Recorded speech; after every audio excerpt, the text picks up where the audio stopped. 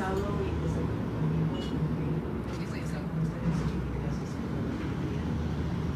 llevo más o menos 9 años trabajando en Colombia, empezando en el tema de la reintegración de los desmovilizados. Primero acompañada por un rato la ACR, cuando era la ACR en Cúcuta, trabajaba algunos 3 meses con ellos como una pasantía en 2013. También en Barranquilla y Bogotá estaba trabajando con ellos, acompañando su programa de reinserción y reintegración ahí. Después de eso me dio cuenta, después de aprender un poquito más sobre cómo es el proceso de la reintegración, que uno no puede entender la reintegración sin prestar más atención a la comunidad receptora y el entorno total. Entonces con eso en mente me fui para el Caquetá en 2014 y empezaba a vivir ahí en la Ciudadela, no sé si la conoces, esa parte ahí. Y pasaban unos 15 meses. Es una invasión que tiene alrededor de 6.500 familias y es más o menos la mitad son familias víctimas y la otra mitad más o menos son familias de los desmovilizados. Entonces quería entender cómo se construye entre ellos el día a día del proceso de la reconciliación. Eso era la pregunta principal. Mientras estaba allá, acompañé a la Fundación para la Reconciliación, tenía un centro de reconciliación ahí en el barrio. En ese entonces era la única presencia institucional en el barrio, ni hubo un puesto de salud. Entonces en 2014 tampoco era una presencia policial en ese barrio, entonces ese centro era muy importante en la vida cotidiana de esa gente y también traer con él una pedagogía muy valiosa de perdón y reconciliación. También estaba acompañando a la pastoral social en algunos proyectos que están vinculados con UNHCR y también con GIZ, en realizar un trabajo con comunidades que estaban aplicando para reparaciones colectivas, ahí en el departamento completo, no solo en Florencia. Entonces trabajaba con la pastoral social también en el tema de las intervenciones. Después de 15 meses de ese trabajo en terreno, empecé a trabajar aquí en Bogotá con la ONIEM en su programa de reintegración y prevención del reclutamiento de los jóvenes por los grupos armados. Y eso era hasta noviembre de 2018 y en ese entonces me fui para terminar mi doctorado porque no podía hacer todo a la vez. Y aquí estoy otra vez. Entonces, eso es más o menos el trabajo que llevo.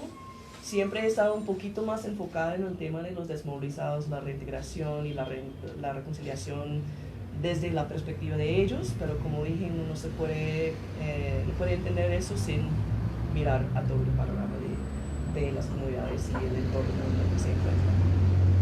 Y cuéntanos un poco, entonces, cómo llegaste tú a la pregunta de tu investigación, la idea de confianza y reconciliación. Sí, pues primero que todo, yo creo que llegué a la pregunta sobre la reconciliación primero porque eso es el discurso, que hay que construir la reconciliación. Por todos lados hay esas intervenciones a Reconciliación Colombia, fundaciones para la reconciliación. Desde años todos han estado hablando sobre la reconciliación y yo quería saber cómo es que se reconcilie la gente después de una traición así. Yo creo que primordialmente mi trabajo se ubica alrededor del tema de las segundas oportunidades. Entonces, para las personas que quieren empezar de nuevo, que quieren hacer otra cosa con la vida, ¿cuáles son los obstáculos que se enfrentan en la sociedad? ¿Cuáles son los caminos que dan vista a esas personas para construir algo diferente con la vida, que es más positiva, algo más positiva? Y eso tiene mucho que ver con la reconciliación también. Pero estaba muy preocupada porque estaba estudiando mucho ese fenómeno de la reconciliación. Me fui a hacer ese trabajo en terreno no pensando en la confianza, pensando en la reconciliación. Pero para mí siempre hubo algo que faltó en esos discursos y no podía como ubicarlo exactamente. Pero después de salir por un rato y volver otra vez, me dio cuenta que la desconfianza y la confianza aquí es un asunto muy particular. Y también tiene mucho que ver con la construcción de una sociedad o una comunidad, una familia, un grupo de personas después de algo como una traición que han experimentado muchos pueblos aquí a lo largo de los muchos años de la guerra. Entonces, después de eso empecé a leer mucho de los filósofos que trabajan en este tema, y hay uno que se llama Ginny Gaudier, que es canadiense, que hizo para mí un muy buen argumento que sin la confianza no es posible la reconciliación. Y desde ahí empezaba a mirar todo a través de como otro lens y pensar en todo en términos de la desconfianza y la confianza y cómo se construye esto aquí. Sí, perdón, ¿puede repetir el nombre? Ginny Gaudier es Gauvier. Gouvier. Gouvier. Gouvier o Gouvier, sí, algo así. Ginny, G-I-N-Y. Y les puedo compartir por la red el artículo en que estoy pensando, que es muy claro. ¿Y qué características tiene entonces esa desconfianza? ¿Cómo encuentras tú esa desconfianza? ¿Cómo la defines? Sí, pues hay algo que avanzo como un argumento de mi tesis, que la desconfianza es performativa. Y cuando digo eso estoy diciendo que cuando uno actúa en una manera que es desconfiada, por ejemplo, no es bien visto si uno está dando papaya. Entonces uno tiene esas prácticas de protegerse a sí mismo, pero a través de realizar esas prácticas, estás construyendo su propio espacio como un espacio desconfiable. Estás mostrando y interactuando con la gente en una manera que muestra que constituye a esas personas como no confiables. Entonces la práctica que está relacionada con desconfiar cree más desconfianza. Es como un ciclo, ¿sí? Entonces eso es como yo creo que un hallazgo principal en lo que estoy mirando es cómo la desconfianza es un desempeño también, que yo quiero hay un valor social de ser desconfiada aquí en particular, que es particularmente fuerte aquí en este sitio. Estaba apenas hablando que solo pasé 5 semanas, estaba trabajando en Sinaloa en el mes pasado, y también es un lugar que ha experimentado mucha violencia y todavía está experimentando mucha violencia sistemática, organizada, y obviamente hay mucha desconfianza ahí también, pero es distinta. Hay algo muy particular sobre las prácticas vinculadas con la desconfianza aquí, y estoy refiriendo más a mi trabajo que hice en el Caquetá. Entonces la desconfianza en sitios urbanos va a ser distinta que la desconfianza en un lugar como Puerto Torres, por ejemplo, en el Caquetá, que era secuestrado por los paramilitares y montaron una escuela de tortura allá. Por 9 meses estaban más o menos secuestrados ese pueblo, pero todavía tiene sus secuelas hoy en día en la vida social, que la gente no se conviene, no hacen comidas compartidas, comunitarias. Es muy difícil convocar a las personas en un espacio público, porque esos espacios públicos han vuelto lugares en que uno no debe confiar. No puede confiar en la plaza principal del pueblo, porque ahí es donde estaban colgando la gente, o ahí es donde lo llamaron, y eso significaba que alguna gente iba a ser matados. Entonces, a través de experiencias muy específicas y con buena razón, ha salido esa desconfianza en lugares y en gente, pero sigue repitiéndose y construyendo más desconfianza más adelante. ¿Y cómo ves tú esa desconfianza, por ejemplo, creada en México en ese ambiente, y la desconfianza creada en Colombia? ¿Qué desconfianza, por ejemplo, habría en México? Pues obviamente hablar con extranjeros estaba mucho tiempo tocando puertas que nunca se abrieron. pero aquí es más como parte del discurso cotidiano, que uno da papaya, que tiene que tener cuidado de la maldición indígena, que salió un libro hermosísimo por Luis Noriega, pero que se llama Razones para desconfiar de sus vecinos. Entonces es algo que es parte del lenguaje, de que hasta muy recientemente, de tomar un taxi aquí, uno debe enviar la placa a un amigo o fingir llamar a alguien diciendo que la placa en el taxi que es lo que es. Si hay esas prácticas en la vida cotidiana que tienen una historia, tienen una razón por ser, pero que muestran una desconfianza que es bien visto de desconfiar. Porque si alguien está haciendo algo que es dando papaya, está criticada socialmente. Es ser alguien que es ingenuo o que es boba. ¿Qué es esa frase? El vivo vive del bobo. Sí, esos dichos así, eso es como se muestra de una manera mucho más frecuente y en una manera que extiende a través de toda la vida social. más profundamente. Y entonces, ¿cómo hacer para que la gente confíe? ¿Qué encontraste tú en el trabajo del campo? Bueno, eso les voy a compartir algunos ejemplos empíricos del trabajo en terreno que encontré. Yo creo que primero que todo, bueno, voy a dar ejemplos primero antes de ir a las recomendaciones. Por ejemplo, estaba en zona veredal, donde estaban manteniendo las FARC inmediatamente después de la firma, o no inmediatamente después, pero algunos 9 meses después, por el plebiscito y todo eso, más tarde.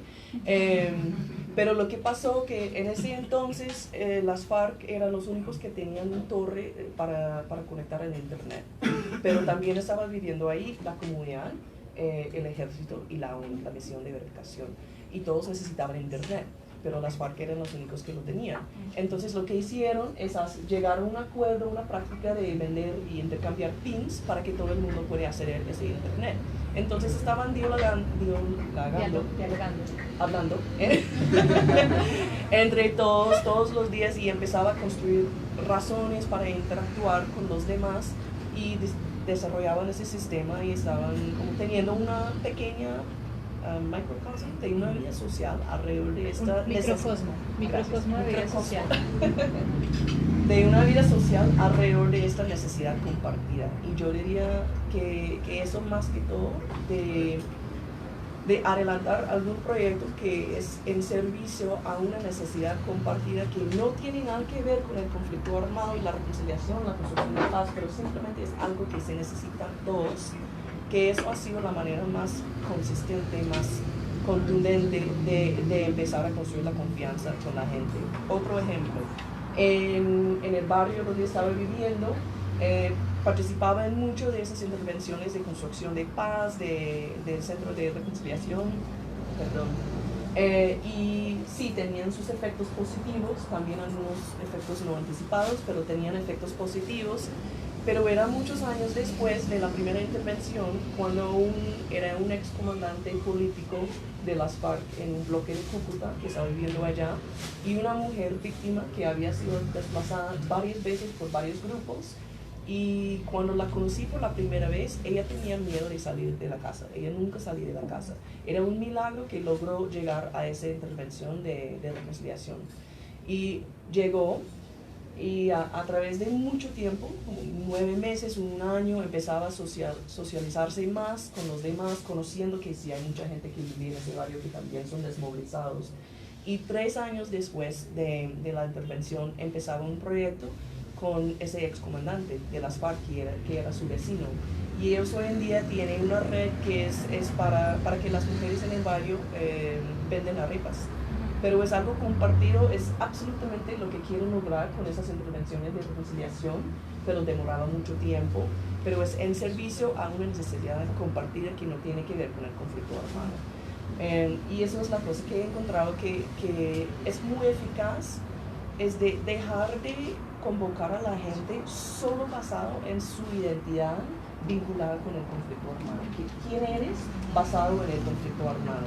De dejar de eso. No es que no debe tener servicios para víctimas, obviamente no estoy diciendo eso, o que no debe ser algo dedicado a los desmovilizados, tampoco estoy diciendo eso, pero que esas acciones, que esas intervenciones empiezan a convocar a la gente más sobre necesidades del desarrollo social o desarrollo infraestructural o desarrollo social, para que puedan empezar a construir algo conjuntamente que no simplemente es porque soy víctima, estoy aquí. Entonces, los momentos que sí. ¿Y cuáles fueron las conclusiones de tu estudio? ¿Qué recomendaciones? Pues la primera recomendación, en términos de como intervenciones y política pública, diría que gastar menos en esos grandes eventos simbólicos y invertir más en proyectos que construyen algo que aborda un tema de necesidad compartida de la gente que vive en un lugar. Porque dos víctimas y dos víctimas, uso esos términos muy como ligeramente, entonces les pido disculpas, pero dos víctimas y dos victimarios en un escenario en Bogotá abrazándose, eso no es como se practica la reconciliación en la vida cotidiana. Eso no están abrazándose en el rincón del barrio, eso no es como practican la reconciliación. Entonces sería más invertir en esos escenarios que bajan el riesgo de confiar. Porque si pensamos en un lugar como Puerto Torres, por ejemplo, cuando anteriormente de llegar al centro público de la comunidad era un riesgo muy grande, las personas aprendieron a través de sus experiencias de más o menos como autosecuestrarse en sus casas, de no salir, de no interactuar, de no intentar de adivinar qué está en el corazón del otro, ni compartir lo que está en el corazón suyo. Entonces el riesgo es muy alto para confiar y es un poquito ridículo decir, pero confíen. ¿Por qué no confían? Ya todo bien, no, nadie te va, no, pero es ridículo pedir eso. Pero lo que sí puede hacer es crear escenarios de bajo riesgo de confiar. Entonces, digamos, por ejemplo, el alcalde estaba en negociaciones con una comunidad que, no tengo presupuesto para construir una vía, pero sí puedo comprar el concreto. Y si ustedes pueden echar en mano de obra, pueden construir una vía. Entonces, un proyecto así es muy bajo riesgo. ¿Sí? Yo puedo confiar que el vecino mío va a llegar el próximo día y vamos a construir esa cosa juntos, sin arriesgar tanto mi vida, por ejemplo. Y si el vecino viene todos los días, yo puedo ver que es una persona que por lo menos es de la confianza en esos términos. O si quizás un día se me olvidó mi almuerzo, me prestan una comida, así es como empiezan a construir la confianza entre esas personas. Pero necesitan escenarios de bajo riesgo de confiar, porque es muy fuerte proponer llegar como una ONG. Es un poquito más fácil con cooperación internacional, pero es fuerte proponer que vamos a llegar a esta organización, intervenir aquí, todos llegan y confíense. Eso nunca va a pasar, pero sí puede bajar un poquito los riesgos de confiar, pueden construir la confianza más orgánicamente entre personas a través de participar en un proyecto que aborda un tema de necesidad compartida. Y la medición, quisiera borrar eso porque trabajaba mucho en el tema de la medición a lo largo de toda mi vida profesional. Tengo un pasado oscuro en el sector privado. Pero ahora más social, entonces pero trabajaba en la auditoría y toda la medición. Yo diría que es absolutamente clave a medir mucho más a largo plazo si están pensando en cómo pueden medir intervenciones que están intentando de construir la confianza, la reconciliación, todos esos procesos de reparación. Si quieren medir, hay muchas personas aquí que están trabajando en temas de la verdad, comisión de verdad, acceso a la verdad. Eso va a demorar mucho en efectuar cambios sociales.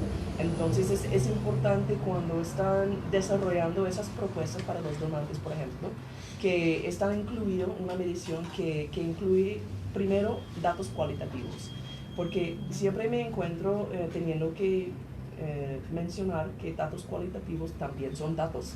Sí. Los datos cualitativos son primordiales y también mucho más a largo plazo.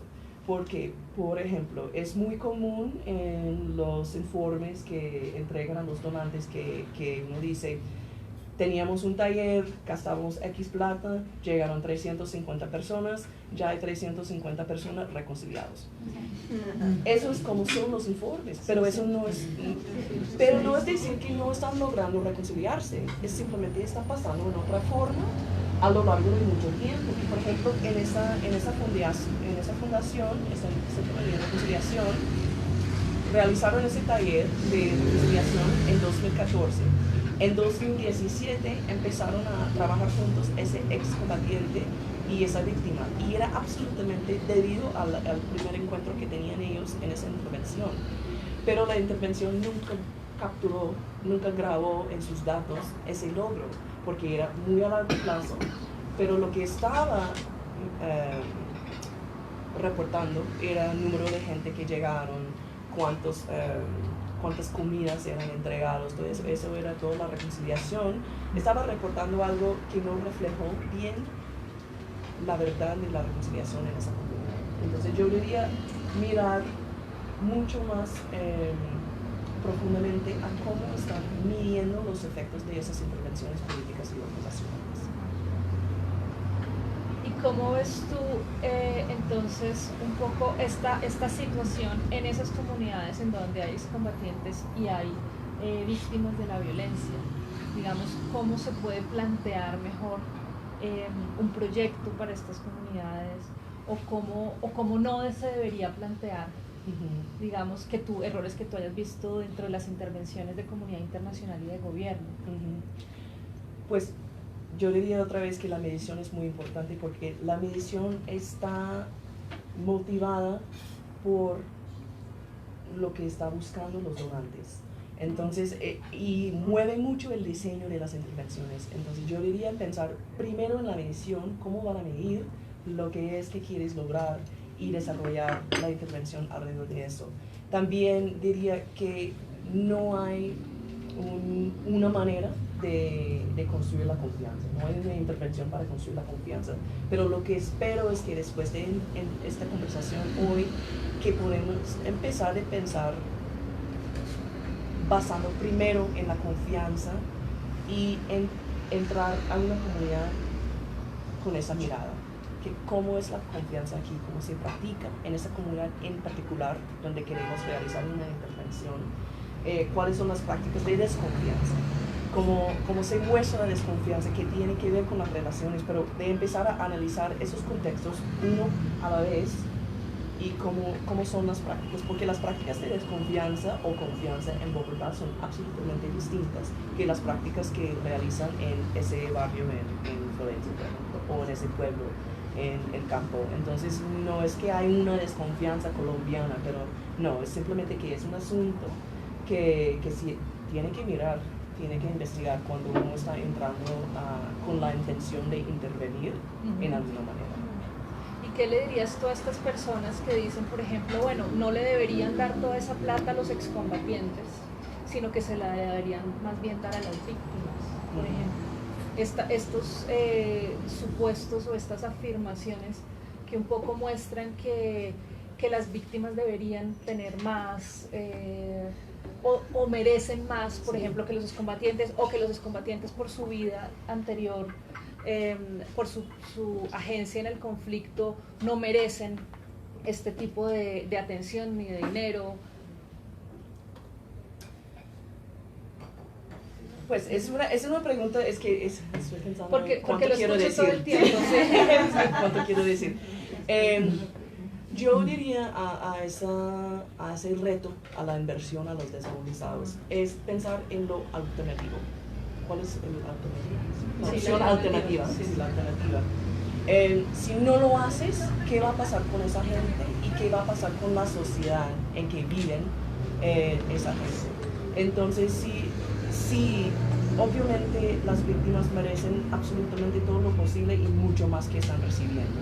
Hoy en día es muy problemática la atención que está recibiendo y los desafíos que tienen con, por ejemplo, lograr sus indemnizaciones. Es muy complicado. Y sí necesitan mucho apoyo estatal, internacional, de todos los esfuerzos que están haciendo. Pero con la ausencia de una atención integral a los desmovilizados también está semillando más problemas para el futuro. Entonces creo que también son miembros de la misma sociedad.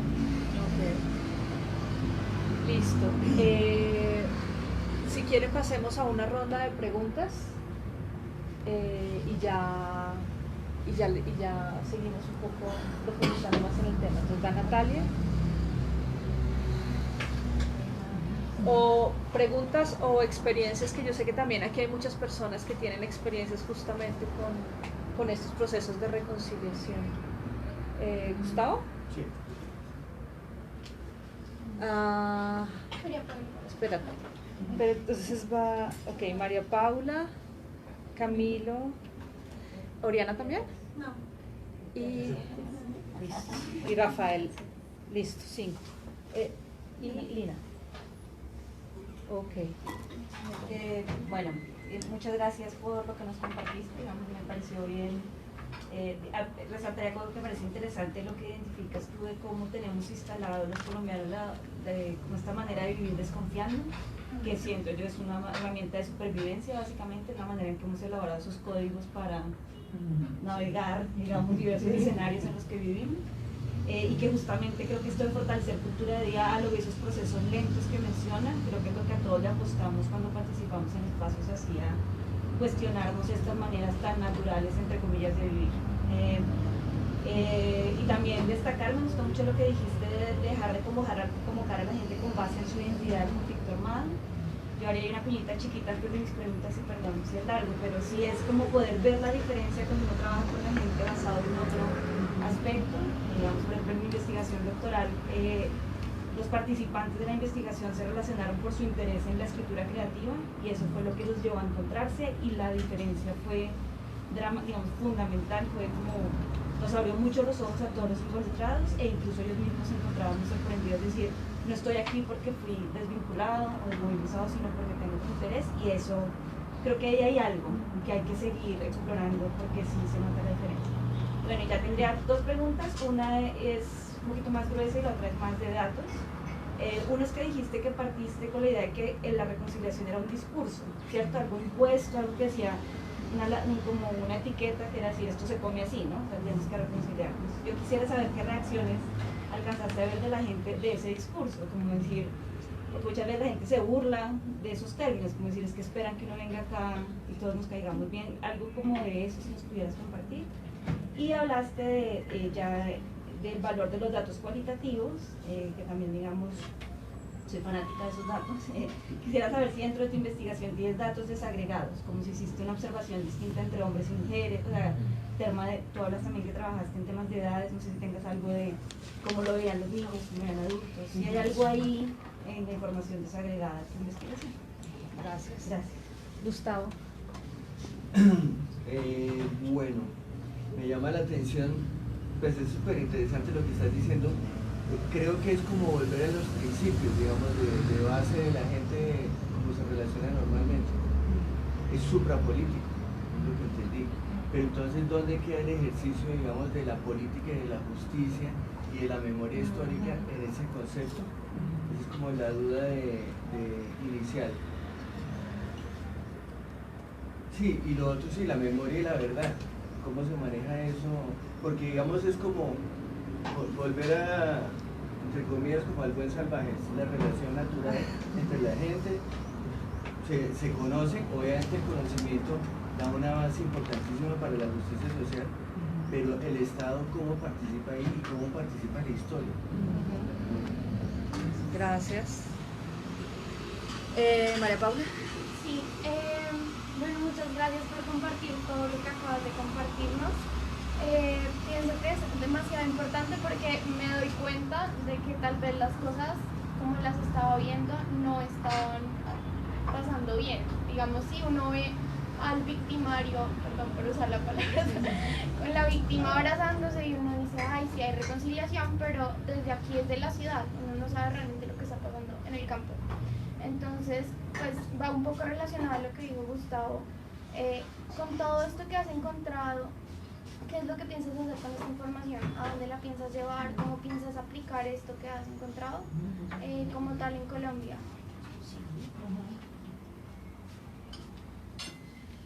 Cami.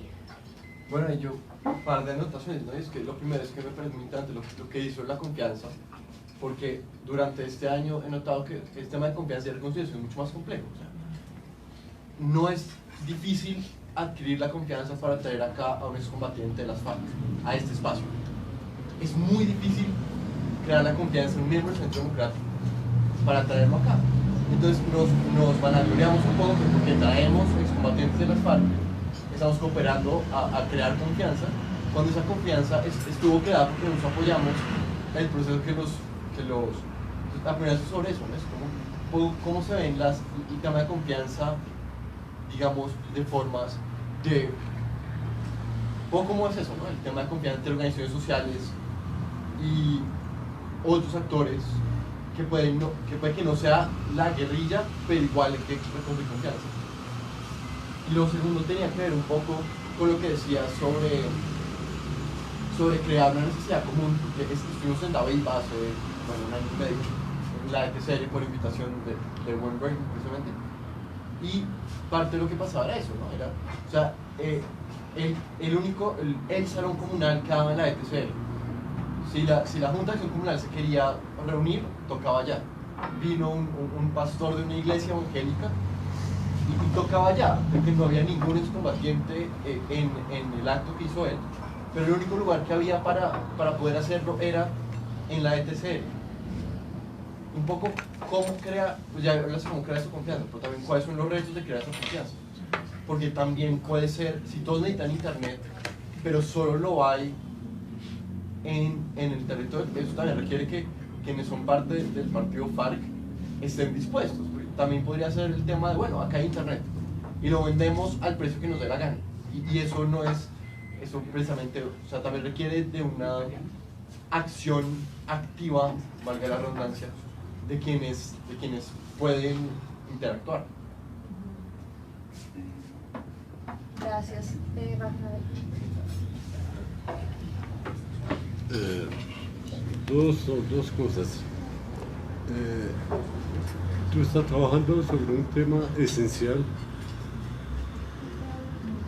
pero el problema es que ese tema me parece muy difícil de separarlo de otros temas. Es decir, abordar la desconfianza de manera aislada me parece muy complicado, porque por ejemplo, podría preguntarte, ¿es que para ti hay matices entre desconfianza, no confianza, poca confianza y espera de conocimiento? Entonces, uno no sabe siempre cuál es el factor más importante en una dificultad relacional, sea personal, sea social. Si es el miedo, si es porque uno no conoce, que es otro tipo de miedo también, o es la experiencia, son otros códigos sociales en que ya te han prevenido que aquí, como tú decías, hay que hacer así y no así, aquí hay que dar papaya o no hay que dar papaya, etcétera, etcétera. Entonces me parece muy interesante, pero yo pienso que es porque ese trabajo que está haciendo, yo pienso que es absolutamente necesario para, por ejemplo, si hablamos de Colombia, para salir de la situación en la que estamos. Eso no solamente confianza, sino relación y consideración del otro como ser humano. Así uno no le tenga mucha confianza. Son consideraciones mucho más éticas y más socializantes. La otra cosa es que yo quisiera que pudieras ayudarnos a comprender qué entiendes tú por reintegración. ¿Qué entiendes por reintegración? No, ¿qué entiendes? ¿Qué entiendes? Ah, ok. Ese concepto me parece muy complejo, muy difícil, y yo creo que la reintegración para un excombatiente es una cosa muy diferente que la reintegración para un desplazado, víctima, y es muy diferente que los que tuvimos la suerte, ¿no?, de estar un poco al margen de la violencia directa, que es muy diferente para nosotros también. Hay falta como un consenso de saber qué es reintegración, porque reintegración no es solamente encontrar un trabajo, no es solamente entenderse un poco bien con los vecinos, no es solamente tener una vivienda. La reintegración es una reconstrucción total de la persona, y yo creo que los que pensamos que estamos muy bien integrados sabemos muy poco de lo que es la reintegración y no la facilitamos para nada. Gracias. Y una última.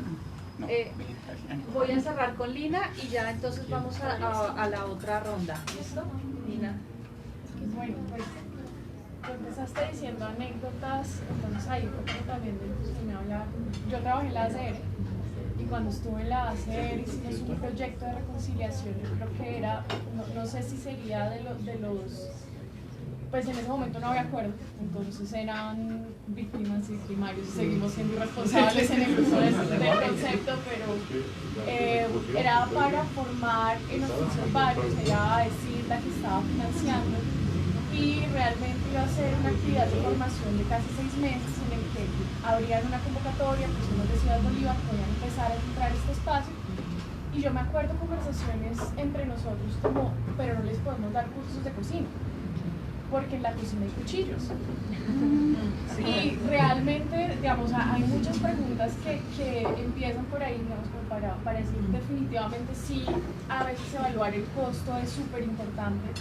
Y yo creo que nos equivocamos en muchas de nuestras conversaciones, pero había un tema muy importante y era que el acompañamiento no era solamente formación de cocina o de taller de carpintería, porque ellos formaban en oficios, sino que había un acompañamiento paralelo que era un acompañamiento psicológico. Y por eso es que escuela-taller era la escuela ideal para generar todo esto, porque aquí hay un proceso de crecimiento personal y de madurez también, como todos los seres humanos, en el camino de generar en nosotros mismos la confianza en nosotros para poder confiar en el otro, y bueno, una cantidad de interacciones en las que el acompañamiento de alguien más es muy importante. Ahora, eso es como lo que pude ver, nunca vi el resultado, no tengo idea de si fue tan efectivo, eficaz, además porque los indicadores eran muy difíciles de poner, porque yo no sabía, bueno, logramos o no logramos reconciliación, a pesar de que estábamos hablando de un tiempo largo. Y en el camino, digamos, eso como para la anécdota. Y ahora sí vienen como mis preguntas, que yo creo que son preguntas que me he venido haciendo. Hace poquito también tuve la oportunidad de acompañar la consulta previa de todo el sistema de justicia transicional con las poblaciones indígenas en Caquetá, en toda la Amazonía. Y a mí me surge una pregunta que de pronto también me surge cuando yo veo cómo nosotros estamos fragmentados como sociedad.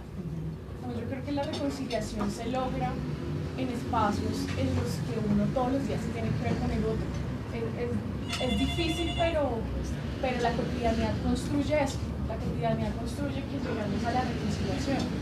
Pero cuando las personas están en Bogotá y nunca ven la realidad de Caquetá, o cuando los indígenas tienen su autonomía y gobierno propio y no están dispuestos a generar esos espacios de convivencia, por múltiples razones, que ya ni siquiera solo tienen que ver con un conflicto armado, sino con que se pierde la cultura y el gobierno propio, con que la interacción genera unas transformaciones muy profundas en las comunidades indígenas.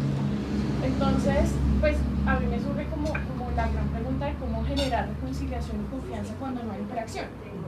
¿Sí?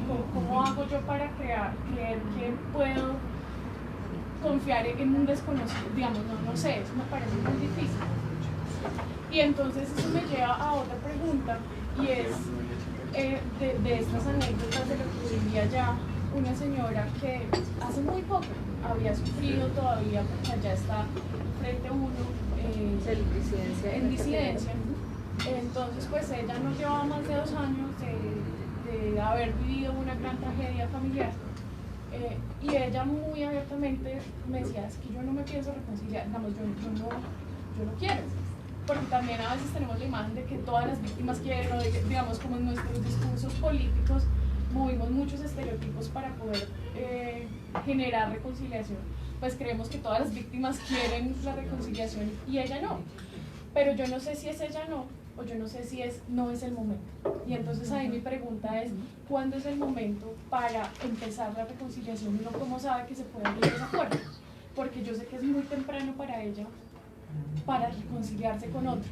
Digamos, la herida está muy abierta, y eso yo creo que es para todos obvio. La infidelidad que le genera a uno el marido no se soluciona al día siguiente, se soluciona un momento después de haberse contraído, pero no sé cómo se hace a nivel social, y sí se soluciona.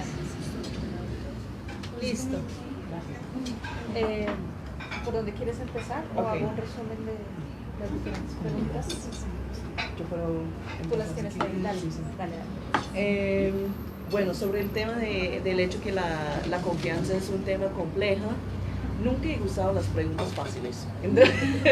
Y estoy totalmente de acuerdo que es bastante complicado y vinculado con absolutamente todo el resto de la vida social. Uno no puede sacar la desconfianza En la misma manera que uno no puede sacar un desmovilizado y decir que okay, voy a estudiar la reintegración a través de solo entender este desmovilizado, esta persona desmovilizada. Eso, todo está vinculado en una red, en el tejido, pues en el famoso tejido social, ¿no? en que vivimos. Entonces sí, estoy totalmente de acuerdo que es muy complicado y muy vinculado con las otras dinámicas sociales. El argumento mío no es tanto que tenemos que arreglar la confianza y hacer que todos se confíen, más que es algo primordial que no está recibiendo suficiente atención en el diseño de las políticas públicas, en el diseño de las intervenciones, en las formas de pensar sobre cómo se construye la paz. Yo creo que hay una ausencia fuerte de conversaciones sobre el tema de la confianza. Entonces es más como para resaltar la importancia de ella que sacarla para investigar sola y aislada. Pero tomo sus comentarios absolutamente ¿cómo se dice en inglés? No sé, al pecho, que lo recibo muy profundamente, sí. Reacciones a los discursos de la reconciliación en la comunidad. Yo creo que había dos reacciones muy típicas, especialmente en las poblaciones de las personas que estaban reintegrándose. Yo pasé más de mi día a día con ellos que con las personas de otras historias, de otros caminos. Primero hay la idea que uno tiene que desempeñar, ser un buen excombatiente para todos esos eventos simbólicos. Entonces no es que están burlando de eso, pero que hay un entendimiento absolutamente claro cómo debe comportarse si quiere tener acceso a los mejores beneficios que tiene la sede de la ARN. Porque, por ejemplo, vienen ofertas laborales, pero hay pocas. Entonces, uno quiere estar encima de la lista de candidatos posibles de la ARN cuando llegue esa oferta de trabajo. ¿Cómo lo logras? Lo logras a través de ser un buen excombatiente, de ir a esos escenarios, de pedir disculpas cada vez hay una interacción pública con una víctima, de abrazarse con esa víctima, llorar a veces. ¿Sí? Hay un desempeño de cómo es de ser un buen excombatiente. Eso no es decir que sí está reflejando o no está reflejando su interioridad, es simplemente decir que saben que tienen que desempeñarse en una manera en particular para tener acceso a las mejores oportunidades que tiene la Agencia para la Reintegración. La otra manera que es la reacción a esos discursos de la reconciliación es que pues, la gente es pila, ¿saben?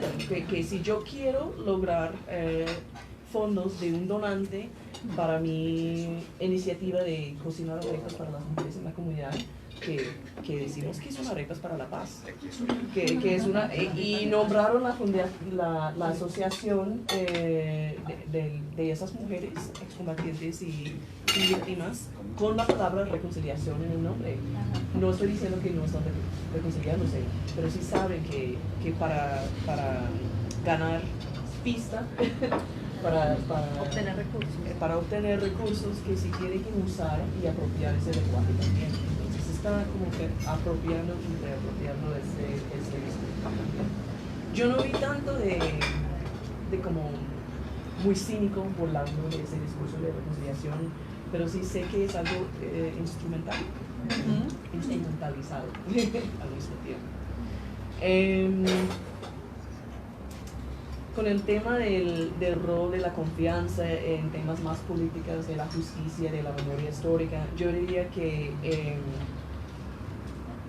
algo como la confianza o la verdad, o estoy pensando también muy recientemente en los archivos de Stasi en Alemania, y tengo planeado en el próximo año a ir allí, y me gustaría comparar entre el caso colombiano y el caso alemán, cómo es el acceso a la verdad o la construcción de la verdad usado en formar nuevas relaciones o intentando de construir la confianza después de una traición tan grande como una guerra o como lo que estaba cometiendo la policía secreta de Chile.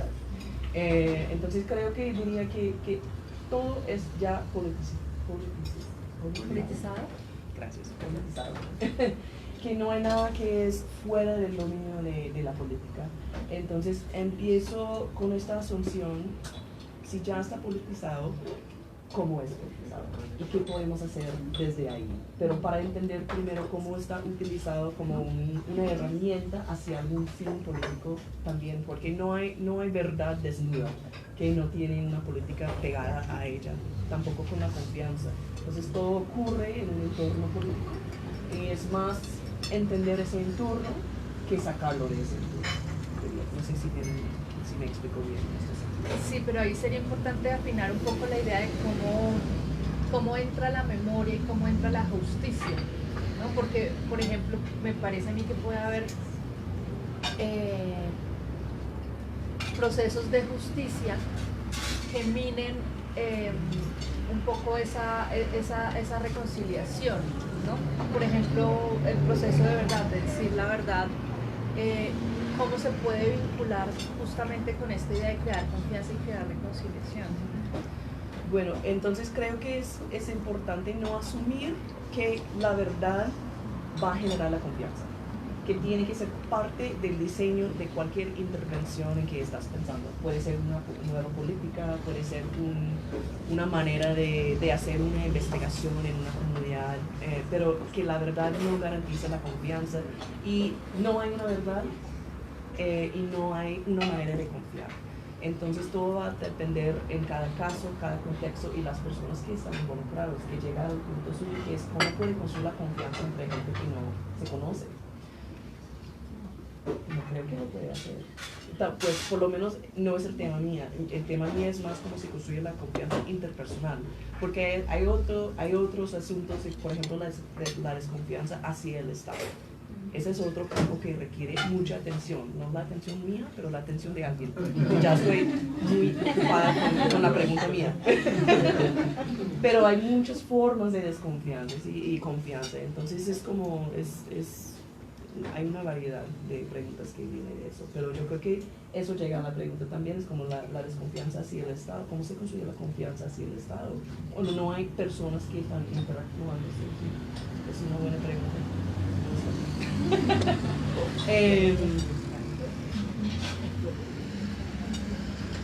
Creo que el uso de lo que encontré, cómo quiero aplicar primero yo creo que es ampliar el diálogo. Yo creo que es un muy buen lugar para hacer eso aquí hoy, pero es ampliar el diálogo sobre la confianza a través de todos esos sectores que están invirtiendo y trabajando en ese tema del proceso de paz.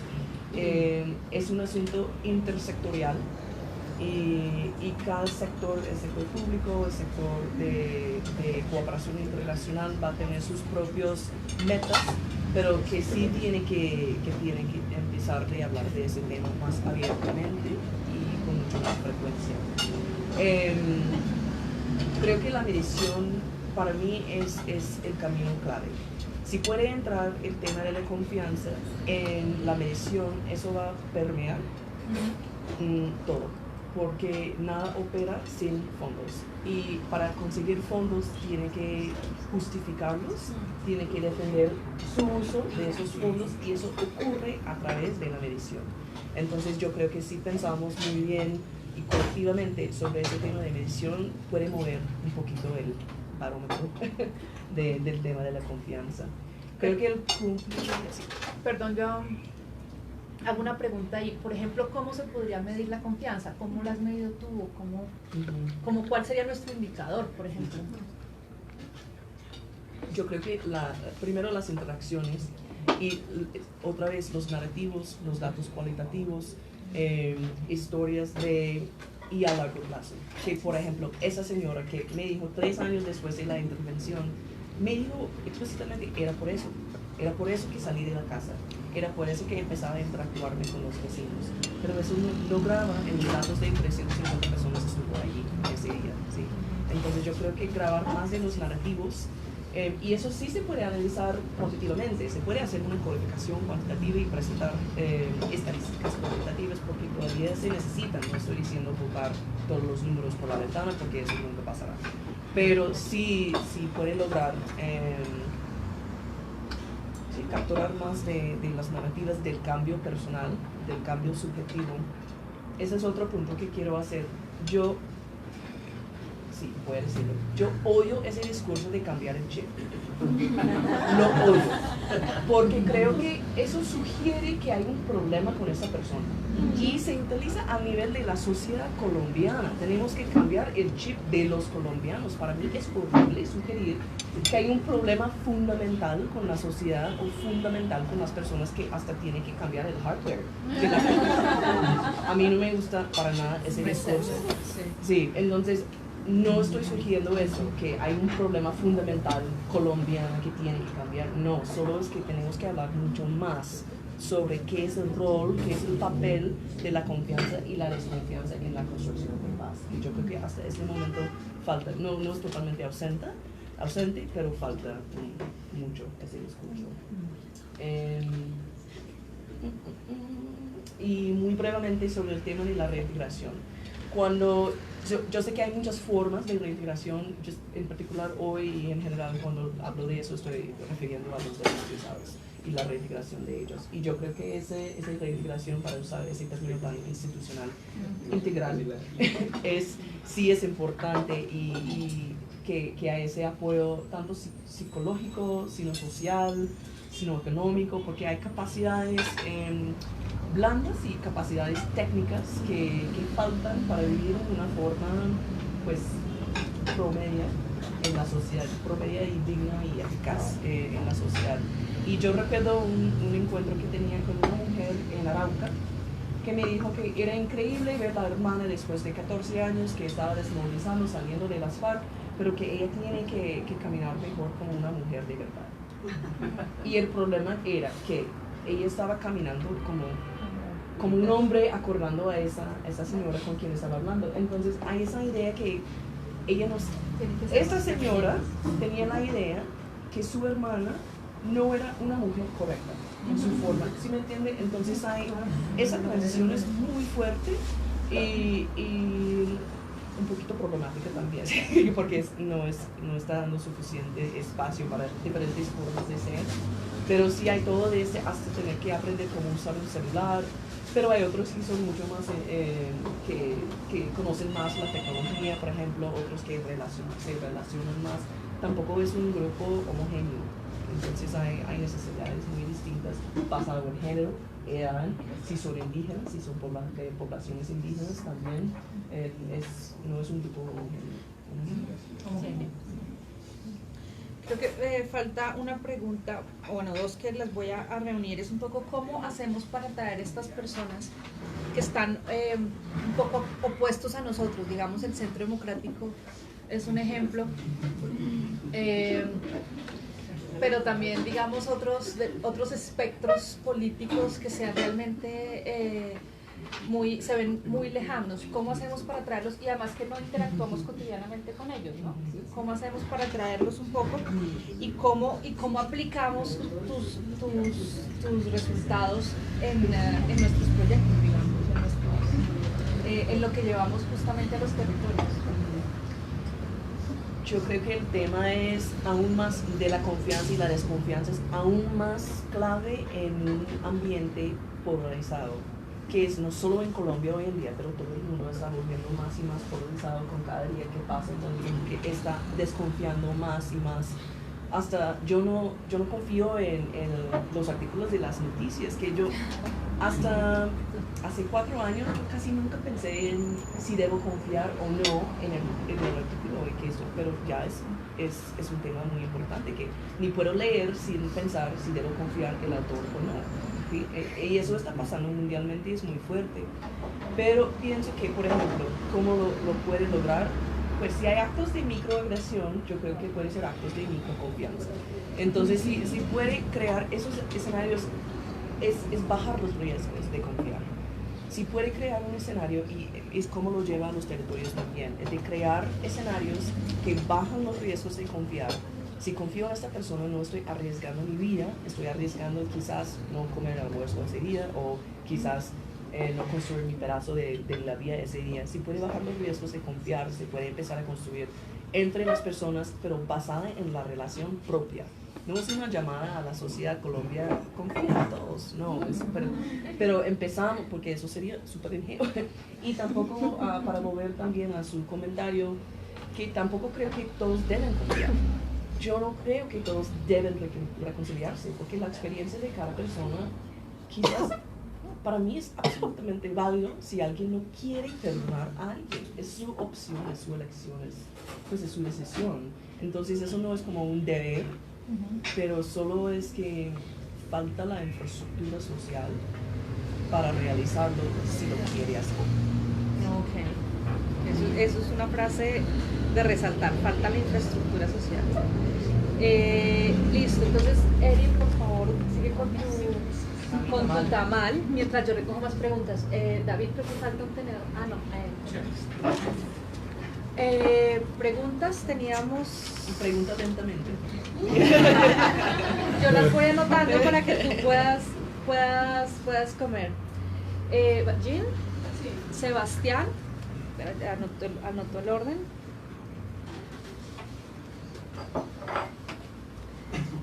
Tú eres Cecilia. Daniel. Y, perdón, tu nombre es Jaime. Y Karen. Jean. Bueno, tengo dos preguntas más o menos como separadas. Por un lado, pues, como siguiendo con esta indagación sobre qué es lo que queremos decir cuando decimos reintegración. O sea, quiero saber, o sea, en el contexto de Caquetá, ¿en qué se puede reintegrar? O sea, ¿reintegrarse en qué? Porque yo siento que en el norte de Cauca, por lo menos hablo de la población afrocolombiana, porque claro. conozco más de cercano, ¿no? O sea, la idea de las instituciones que llegan ahí es como que así que la gente vive de la finca, que no sé qué, y entonces que reintegrarse en la sociedad, pues una sociedad que tenga confianza y como sana socialmente, por decirlo de una manera, sería que se deben reintegrar en eso. Pues ya la gente no tiene tierra, ya los ingenios tienen todo. La gente que de pronto no tocó, pues no perdieron sus tierras por una cuestión, sobre todo de unos préstamos del gobierno que fueron mal pensados y mucha gente ahí, pues, o sea, sí, se fue perdiendo tierra, pues toca arrendar al ingenio, porque con los químicos que echan los ingenios no se puede cultivar nada más ahí, se quema todo, se madura demasiado rápido, o sea, hay un conjunto de problemas ahí que, o sea, ¿en qué se reintegran esas personas entonces? O sea, la verdad es que las familias ya dependen de gente que va a Cali, que vive en el distrito, y hay como unas circulaciones, o sea, por necesidades económicas, sobre todo como ahí. Entonces, esa pregunta como, y yo creo que pues en Caquetá ni hay la posibilidad de circular como tan fácilmente con un centro urbano así. Entonces, esa es como, por un lado, una pregunta sobre esta idea de la integración, que yo creo que hay que pensarlo. Si en redes lo que yo pregunto como es volver a integrarse en algo que creo que ya no existe. Entonces, por lo menos en ese contexto. Sí, de pronto nunca había existido de la manera por lo menos idealizada que de pronto imaginamos de otros lados. Y la otra pregunta pues tiene que ver como con este concepto que a mí me encanta, como que hemos hablado en otros momentos también, lo performativo, que es la desconfianza y la confianza, y cómo uno, ¿qué necesita saber? O sea, ¿importa la interioridad? Hay una confianza que es interiorizada, que viene de la interioridad, y hay una performativa, son la misma cosa, no importa la interioridad, y estoy sobre todo como pensando en, sé que dijiste que no quieres profundizar sobre esto, pero ponerlo en la mesa como el Estado. Siento que la gente, por lo menos en la región donde estoy trabajando, hay una confianza performativa frente a muchas intervenciones e instituciones del Estado pero es muy calculado. Y de pronto esto es la confianza. Yo quiero que me convences, me puedes convencer que de pronto esto sí es la confianza y hasta ahí es lo que necesitamos. Como que dicen, bueno, yo sé que al Estado le conviene colaborarme en tal. O sea, el Estado dijo que va a hacer tal cosa y yo puedo hacer todo un cálculo de si lo va a hacer o no y decidir confiar y llegar ahí porque he calculado que sí, en este momento sí, y que en otro momento es una promesa que se va a quedar en el papel y no confío, pero hay muchos escenarios donde sí llegan, sí trabajan con el Estado, pero decir una confianza hacia el Estado como desde una perspectiva más afectiva, así, pues yo no siento que lo hay. Entonces, no sé, allí como que siento que hay muchos actos de construir sobre necesidades concretas, puntuales, que es lo que estás proponiendo que puede generar la confianza, pero que a lo largo plazo no con el Estado. Siento que con los desmovilizados, con la gente que vive en la zona veredal, que ahí sí de pronto lentamente puedo decir que veo una construcción de confianza que va más allá de simplemente llegar cuando uno calcula que sí el otro va a llegar. Como a través de las necesidades concretas con la zona veredal, siento que hay una confianza que sí se está logrando tanto que va más allá, pero con el Estado no. Entonces, ¿por qué? Sí, eso es algo clave. Sebastián. Pues me preguntaba mucho a lo que estabas diciendo al principio. Qué pena hacer eso. Pero te has enfocado bastante en las interacciones en lo micro. La idea es crear unos espacios interpersonales donde existe una posibilidad de cooperación. Y también eso implica un micro momento, ¿cierto? Porque entendemos que hay una historia de guerra de los últimos 50 años, pero también la desconfianza ocurre en el momento. Quería preguntar, más allá de eso, ¿hay otras razones por las cuales las personas están desconfiando que no solo la guerra? La guerra también es un efecto de unas desigualdades enormes en este país, raciales, de género, de región, para ponernos como nuestro sombrerito marxista. Hay estructuras que importan, ¿verdad? Si dijiste la palabra infraestructura, entonces diste papaya.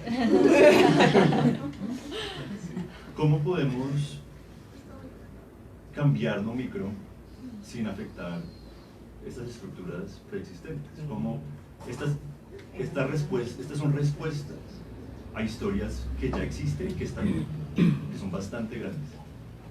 Podemos imaginarnos que si cambiamos los espacios de interacción personal sin cambiar las estructuras generales, esos cambios van a ser permanentes, o vamos a también eventualmente retornar a lo que nos ha servido para sobrevivir. Bueno, muchas gracias. Cecilia. Sí, gracias. Pues complejo, ¿no? Gracias por todas las ideas. Y con cada idea he surgido alguna otra. En principio yo creo pues que el mismo lenguaje, no la lengua, pero el mismo lenguaje transmite la ideología. Entonces, francamente yo no creo que la construcción de confianza se pueda basar en el discurso. Creo que va como en esa línea de pensar que la relación con el otro es algo mucho más sutil y que va en otro terreno. Bueno, yo tuve una experiencia muy linda con un grupo de gente que eran todos desplazados en Soacha. Fue una experiencia de 3 meses, fue un proyecto piloto, pero entre los mismos desplazados había divergencias. El grupo era heterogéneo, eran personas de distintas edades. Una de las desconfianzas era de los adultos con los niños. Y pues eso fue una felicidad ver cómo al cabo de los 3 meses a los niños se los respetaba y se les permitía hablar en el contexto de los mayores y que muchas veces aportaban más que los mayores. Eso lo hicimos a través del arte, con dibujos, llevando escritores a que les leyeran textos. Había una persona que preparaba a la comunidad por la mañana en cuestiones manuales y por la tarde llegaban los escritores. Eso porque yo era aquí, pues, aquí en Colombia y en otras partes del mundo he sido miembro del PEN internacional. Entonces el PEN nos colaboró con este proyecto. Y realmente nadie habló de ideología, nadie habló de confrontaciones, lo que hicimos fue lograr la participación. Hay unos pequeños microproyectos que fueron interesantes, tal vez se basan en la visión del diálogo de Buber, que realmente el conocimiento del otro o de la otra y la aceptación tienen que ver con la mirada más que con el discurso. Si nos salimos del discurso y miramos a una persona, el experimento es este: sentar a dos personas enfrente la una de la otra sin hablar durante un rato, mirándose a los ojos de manera permanente. Al fin acaban por salir llorando los dos, es algo impresionante, y acaban por tener una sensación de la otra persona que los une y que es indestructible, está por fuera del discurso, ¿no?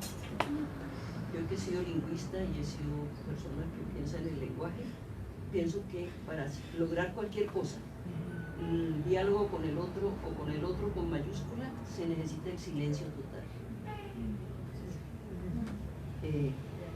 Entonces, también porque esta historia de la verdad es tan compleja, como es el libro de Bátimo, Adiós a la Verità. Y Bátimo es un filósofo cristiano, adiós a la verdad, ¿no? Porque la verdad es construida por el lenguaje y la verdad suya no es igual a la mía y nunca será. Entonces, me parece a mí que insistir en eso no. Yo claro que tengo la visión utópica de que este país algún día tenga como ministros de cultura, de educación y de comunicaciones que lleguen a ese sentimiento y que le hagan entender a la comunidad que las ideologías son cuestión de lenguaje y que lo suyo vale tanto como lo mío o no vale nada. Mejor dicho, es una visión bastante anarquista de Bueno, muchísimas gracias. Eso es. Daniel. Sí, bueno, creo que he ido cambiando lentamente mi pregunta con todas las intervenciones, pero a mí me pareció muy interesante, sobre todo porque yo siento que desde la academia o desde otros espacios que no son como las organizaciones, el Estado, las instituciones, han entendido muy fácilmente esto, porque obviamente se ve, ¿sí? O sea, se ve que para poder confiar en otra persona y reconstruir algo, tiene que haber una interacción mucho más allá de el performance de ven y te abrazo.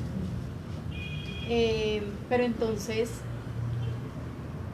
viene esta parte de las organizaciones y las instituciones que de todas maneras como que, o sea, estamos en la época de tenemos que dar sin rendición de cuentas de todo, entonces checklist, sí, ya hicimos reconciliación, sí, ya hicimos esto, sí.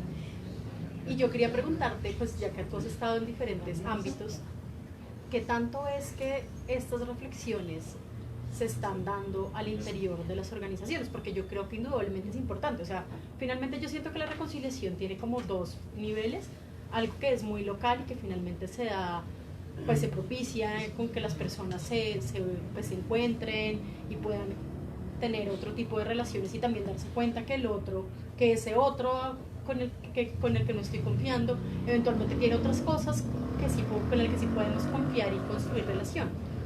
Pero pues indudablemente hay otra parte de la reconciliación que ya es como un poco más, no sé, más nacional o más en otro nivel, un poco más global, que necesita de todas maneras, pues sí, de pronto hacer rituales o performance o lo que sea que muestre que el país está mostrando otra cara, pero pues que de todas maneras tiene que haber una conexión con eso local.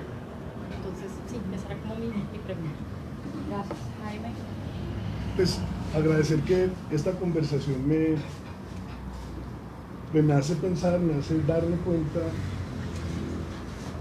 algo que yo no había pensado, y es que sí estamos ante una cuestión de fondo de la paz con el tema de la confianza. Yo no le había dado hasta ahora esa importancia. Lo pensaba un discurso, una palabra, confiar en el Estado, la sociedad civil, todo este discurso, pero escuchándoles, yo sí veo que estamos ante un tema que está en la conciencia moral muy profunda nuestra, y que creo que no ha sido solamente una herramienta de sobrevivencia, sino sobre todo una herramienta de dominación y de segregación. O sea, la educación, la religión, la familia, entonces, escuchándole yo pensaba mil cosas, desde mil cosas que he escuchado, pues me han enseñado en qué confiar y en qué desconfiar, en quiénes confiar y en quiénes desconfiar. Y si yo empiezo a escuchar cosas, se desconfía de los negros, se desconfía de los indígenas, se desconfía de las mujeres, se desconfía de los pobres, se desconfía de los indígenas, se desconfía de los menores, como nos decían, se desconfía del joven, ¿qué estarán haciendo?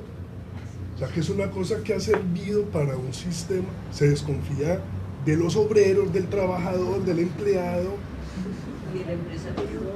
Y bueno, ya ha vuelto ahora los mismos empresarios desconfiar entre ellos, los políticos desconfiar entre ellos. O sea, estamos ante una cosa, ante un tema muy profundo,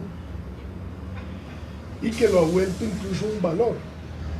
Y lo que me hace pensar es, ¿se trata de reproducir esto como un valor a construir, la confianza?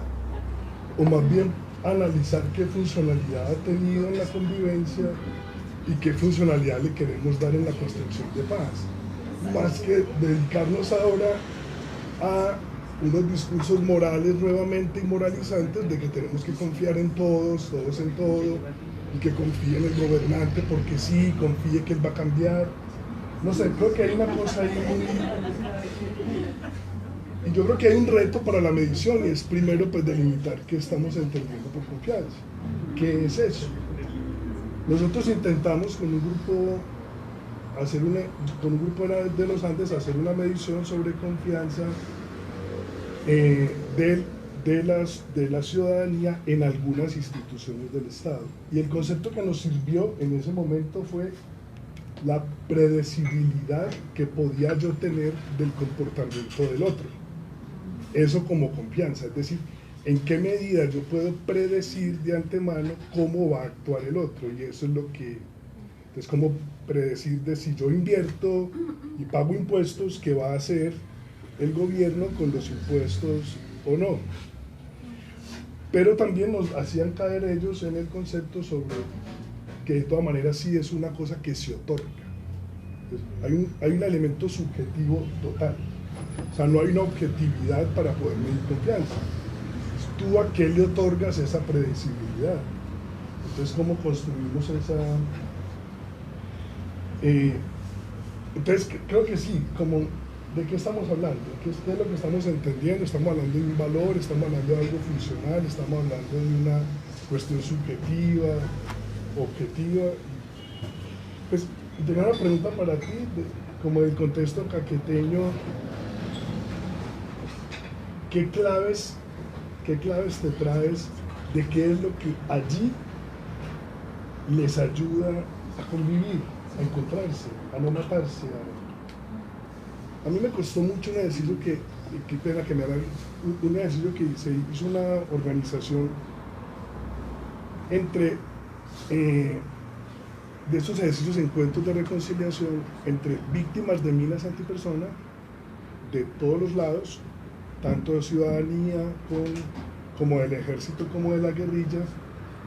Eran encuentros entre ellos desde ese lugar común de ser todas víctimas de minas antipersona y también de sus familias.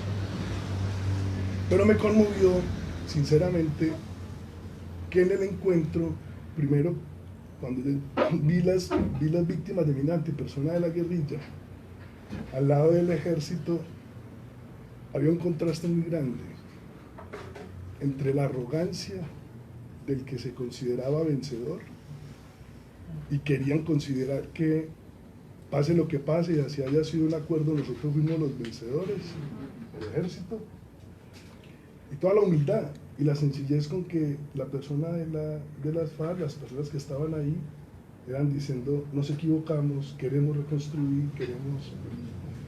Y la gente que estaba como, que no era ni el uno ni el otro, como, ¿en qué lío nos metieron ustedes? Como, eso es cuestión de ustedes, arreglen entre ustedes. Y yo siento que se está reproduciendo mucho el discurso del héroe, el ejército como el que ganó todo esto y al quien hay que rendirle honores y heroísmo por todo esto. Entonces quería saber también qué lugar tienen acá las instituciones y las instituciones militares. Decías que era una comunidad donde no había institución ninguna. ¿Qué lugar tienen ese puesto de la institucionalidad y sobre todo de las instituciones armadas a la hora de generar confianzas o generar convivencia? Sí. Bueno, muchas gracias. Karen. Súper, yo voy a hacer una pregunta que están haciendo en el Facebook Live, entonces va a ser súper corta. Gwen, que está viendo desde Londres el desayuno, manda saludos y pregunta cómo construir confianza en medio del contexto adverso actual en Colombia y en qué figuras públicas podemos confiar entonces. Sí, muy bien. Si alguien más en Facebook Live tiene algunas preguntas, nos puede escribir y las leemos. ¿Listo? Bien, gracias. Y Oriana. Pues la verdad me siento como en la academia, todo el mundo es como súper experto en los temas, pero quería hacer una pregunta, no sé si lo has dicho, pero creo que es un poco más concreta. ¿Cuál es como la diferencia entre confiar y convivir? ¿Sí? Porque una cosa es que estamos conviviendo todos, pero pues yo no puedo confiar en ti, pero estoy conviviendo contigo, entonces ¿cuál es la diferencia? Y un poco, ¿cómo viste las nuevas generaciones? O sea, ¿sientes que las nuevas generaciones ya después de esta convivencia van a ser diferentes? Digamos, los chicos que tienen 5 años cuando tengan mi edad, ¿cómo se van a comportar? ¿Cómo puedes examinar esa parte? Y ya.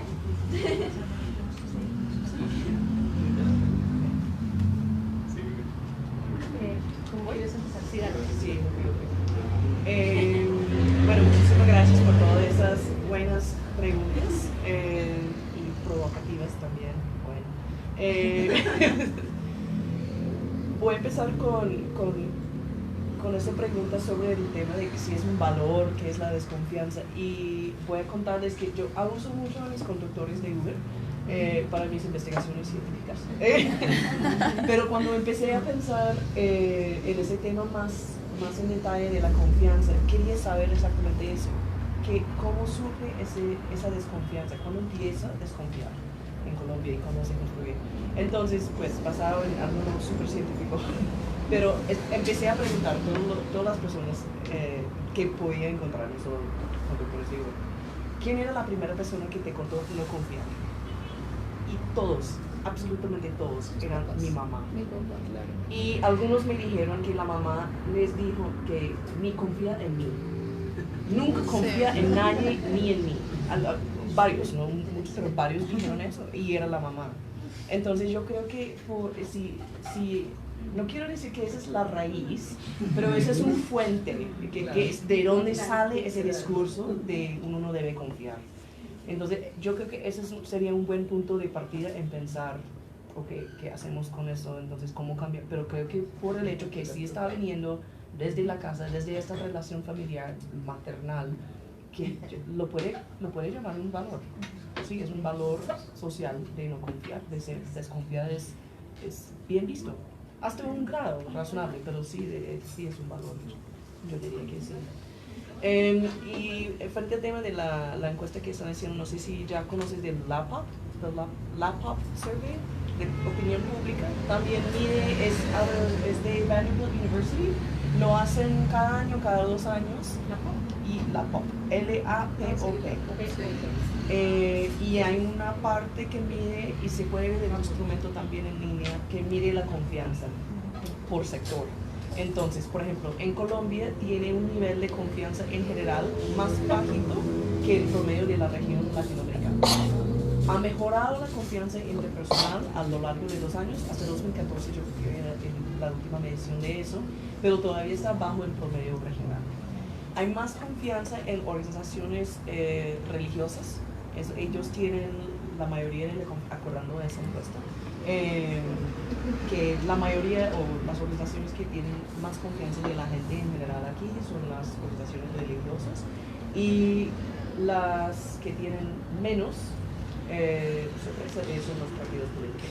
Entonces, pero sí miran por sector cómo es la confianza. Me gusta mucho esa idea de la predecibilidad, de cómo va a actuar el otro, y creo que eso se vincula mucho con el tema de cumplimiento en términos de las instituciones y cómo se puede lograr la confianza. Yo creo que el cumplimiento es, pero cumplimiento verdadero, no solo el como chequear la cajita que ya hicimos eso, no, pero de verdad.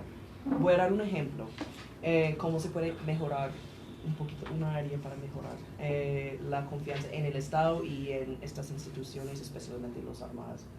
También les voy a referir a un libro por una antropóloga, se llama Ana María Forero Ángel, y es en la Universidad de los Andes, en la Facultad de Antropología. Ella escribió una etnografía increíble sobre el ejército colombiano y se lo recomiendo, es muy, muy bueno.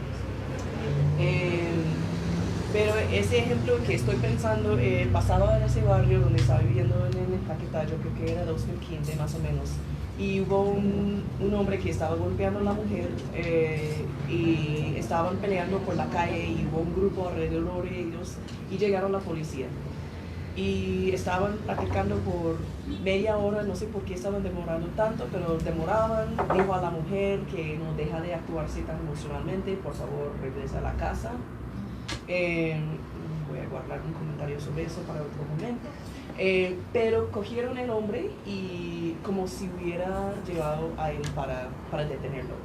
Pero me habían dicho otra gente en la comunidad que eso pasa con mucha frecuencia, que lo dejan en la entrada de la comunidad después de eso y que sube después y vuelve a la casa. Entonces me fui y me escondí detrás de un árbol a esperar si iba a pasar, y eso pasó. Que lo cogieron como estuvieran deteniéndolo, pero lo dejaron otra vez 5 cuadras en la entrada de la comunidad para que él pudiera subir otra vez y volver a casa a la misma mujer que estaba golpeando, que todo el mundo estaba mirando que estaba golpeando a esa mujer. Entonces, pues, para mí eso no construye mucha confianza en ese tema. Entonces yo creo que cumpliendo, obviamente, con el espíritu del mandato de la institución sería un paso fundamental, y sin eso no lo podía arreglar para nada.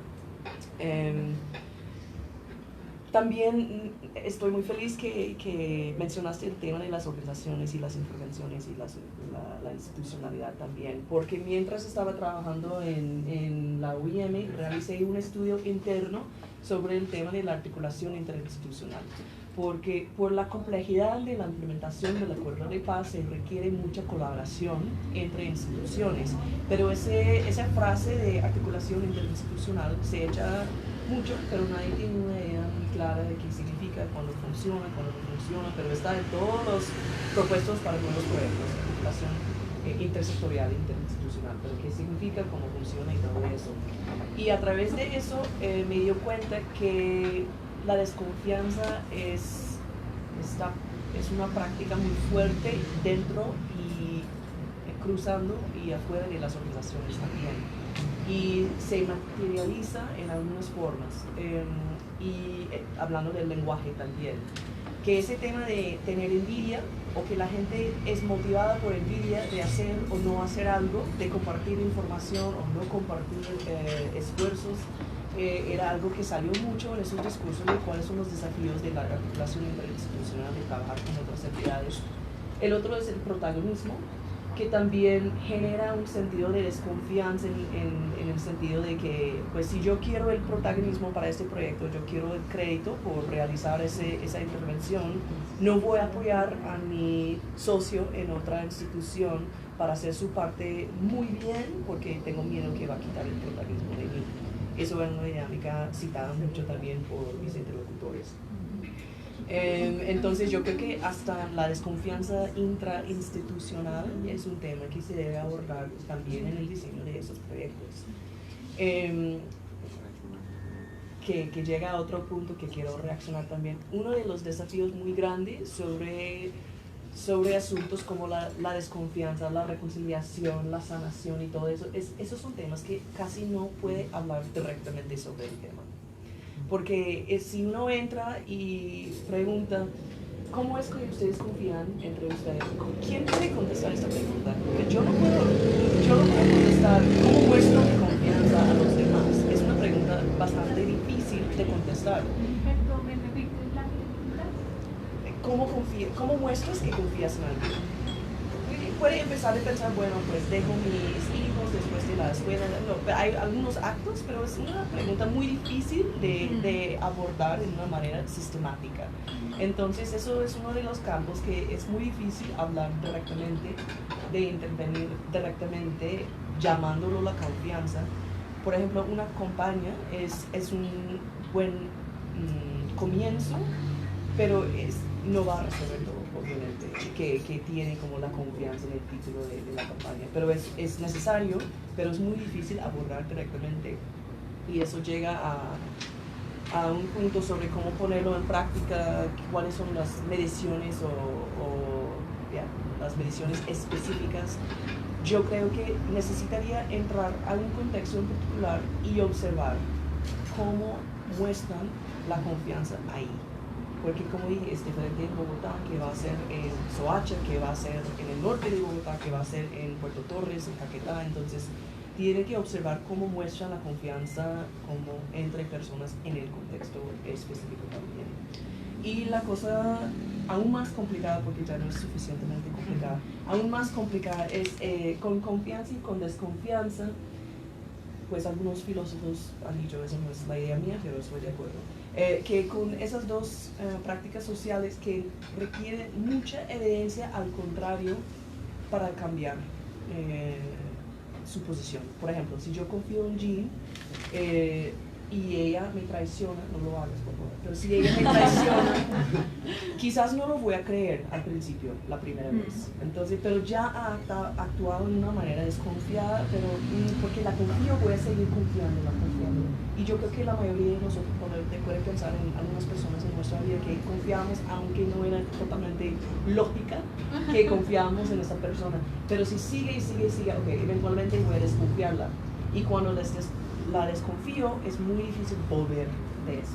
Entonces voy a necesitar mucha evidencia que es confiable nuevamente, aunque ya está actuando en una manera confiable, voy a necesitar verlo mucho para cambiar mi opinión de ella. Entonces eso también complica el asunto. Sobre la performatividad, también yo tengo un ejemplo que cómo es un desempeño la desconfianza. Hubo un chapa en la puerta, una chapa. Vivían en la casa en ese barrio, hubo una chapa que se cerró, pero era muy fácil de abrir. Entonces para mí no tenía sentido cerrar la chapa porque no sirvió para de verdad proteger la casa. Porque se puede desde el otro lado simplemente y ya se abrió. Entonces ¿para qué? Lo dejé abierto varias veces y la señora con quien estaba viviendo me castigó por eso, por no estar protegiendo la casa bien, pero para mí no sirvió. Pero hay esa performatividad que el mundo tiene que mostrar el mundo que estás tomando absolutamente todas las precauciones posibles, porque si no, es tu culpa que fuiste robado. Cuando yo he estado robado, siempre vienen preguntas sobre qué hice yo, porque era la culpa mía que yo fui robada. Me robaron la bici, pero estaba en la noche. Pues sí. Andaba en ella. Es tu culpa. ¿Dónde estuviste? Okay. Andando en mi bici. El propósito de la historia es de compartir que me robaron, no que hice para merecer ser robadas. Pero eso es como reacción. Entonces tiene que hacer ese desempeño de siempre protegerse, o si no, estás criticada socialmente. Sí. Sí, di papaya ahí. Entregué mi bici libremente 2 veces. Y también sobre las estructuras sociales. Yo creo que es un punto súper clave también, que no simplemente puede crear un oasis de confianza entre 2 personas y va a cambiar el mundo. Tiene que cambiar la estructura y hasta en qué están reintegrados. También es esa pregunta. Que, por ejemplo, cuando empezaba a transicionar a las FARC en este proceso de paz actual, yo recuerdo escuchando que algunos estaban quejándose porque cuando eran las FARC militar o guerrillero, antes de ser partido político, cuando eran armados, tenían sus propios médicos. Pero ahora, en el proceso de reinserción, recuperación, desmovilización, tienen que pasar por el trámite normal de conseguir una cita médica. Y están aprendiendo a qué estamos reintegrándonos, porque es muy difícil, porque demoran alto tiempo consiguiendo una cita médica. Pero anteriormente tenían los médicos del grupo, en este sitio en particular. Una frase que escuchaba mucho y creo que refleja eso es que nunca será paz mientras hay hambre. Entonces, de abordar ese tema, yo creo que es muy importante la idea que la vida no puede ser vista como algo que es suma cero. Hay en ese libro que mencioné de Noriega, de Razones para desconfiar de tus vecinos, él hace un pequeño cuento sobre, o un metáforo, un ejemplo sobre comiendo pollo, y que si el vecino vea que yo estoy comiendo pollo, piensa que estoy comiendo pollo porque él no puede comer pollo. No es simplemente que estoy comiendo pollo y punto, y él no lo tiene. Lo tengo yo porque él no lo tiene. Y esa mentalidad ocurre, y perdón mi mentalidad capitalista, si me perdonas, pero con recursos escasos, en escenarios donde hay demasiado pocos recursos. Entonces sí, tiene que cambiar las estructuras. Sí, demasiada competencia. Y creo que eso crea escenarios más peligrosos, en donde la gente está intentando de sacar lo que puede, porque tienen que hacerlo para sobrevivir, es sobrevivencia. Bueno, con eso terminamos. Muchísimas gracias. Ya se nos ha acabado el tiempo, pero a nuestros invitados siempre le damos el famoso trofeo. Sí. Y muchísimas gracias por asistir.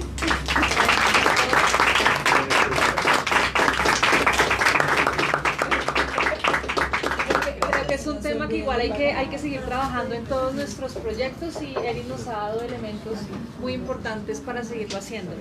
Les pido que por favor no se olviden de pagar el desayuno, y los esperamos el próximo sábado. Tendremos otro. El próximo sábado justamente tenemos a un excombatiente que tiene un proyecto productivo bien interesante con productos de la Amazonía.